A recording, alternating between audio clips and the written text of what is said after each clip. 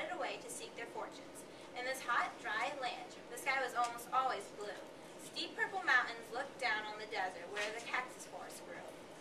Soon the little javelinas came to a spot where the path divided, and each one went a different way. The first little javelina wandered lazily around. She didn't see a dust storm whirling across the desert until it caught her. The whirlwind blew away and left the first little javelina sitting in a heap of tumbleweeds. Brushing herself off, she said, "I'll build a house with them." And in no time at all, she did. Then along came a coyote. She ran through the desert so quickly and so quietly that she was almost invisible. In fact, this was only one of Coyote's many magical tricks. She laughed when she saw the tumbleweed house and smelled the little javelina inside. A tender, juicy piggy, she thought. Coyote was tired of eating mice and rabbits. She called out sweetly, little pig, let me come in." "No, not by the hair on my chinny chin chin," shouted the first little javelina. "Then I'll huff and I'll puff and I'll blow your house in," said Coyote, and she huffed and she puffed and she blew the little tumbleweed house away. But in all the hullabaloo, the first little javelina escaped and went looking for her sisters. Coyote was very sneaky and tiptoed along behind. The second little javelina walked for miles along the giant cactus plants called the saguaros. They held a ripe red fruit high in the sky, but they made almost no shade, and the little javelina grew hot.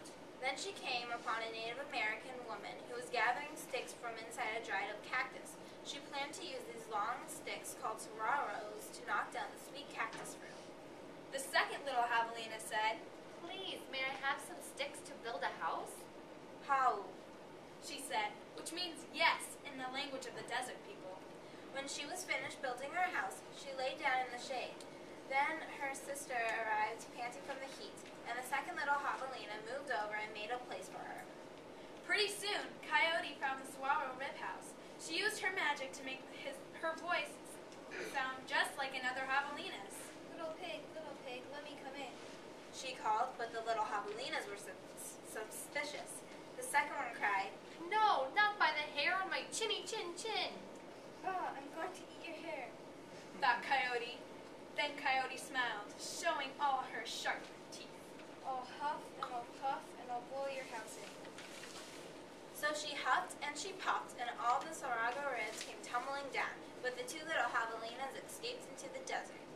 Still not discouraged, Coyote followed. Sometimes her magic did fail, but then she usually came up with another trick. The third little javelina trotted through beautiful Palo Verde trees with green trunks and yellow flowers. She saw a snake sliding by as smooth as oil. A hawk floated around and around above her. Then she came to a place where a man was making adobe bricks from mud and straw. The bricks lay on the ground, baking in the hot sun. The third little javelina thought for a second and said, "May I please have a few adobes to build a house?"